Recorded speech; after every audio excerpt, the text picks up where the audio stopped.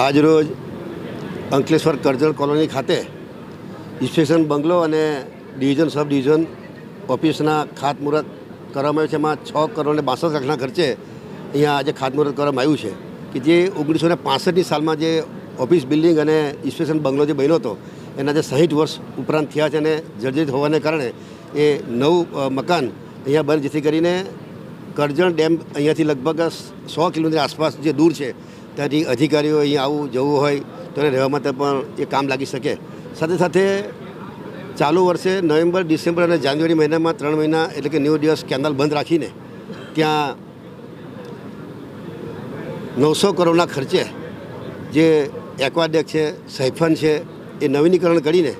અત્યારે જે 3000 ક્યુસેક જે પાણી મળે છે આપણને, એમાં 1200 ક્યુસેકનો વધારો કરીને એટલે કે 4200 ક્યુસેક પાણીનો વધારો કરીને જે છેવાડાના વિસ્તારમાં ઓલપાડ તાલુકો હોય, હાંસોદ તાલુકો હોય, જે દરિયા કિનારા વિસ્તારની અંદર જ્યારે ઉનાળાનો સમય હોય ત્યારે છેવાડાના લોકોને પૂરતા પ્રમાણમાં પાણી ન મળવાને કારણે પાકમાં પણ નિષ્ફળ જતી હતી અને ધ્યાનમાં લઈને ચાલુ વર્ષે 900 કરોડના ખર્ચે આ ઉકાઈ કેનાલના કામો પણ કરનાર છે. સાથે સાથે કરજણ ડેમની વાત કરીએ,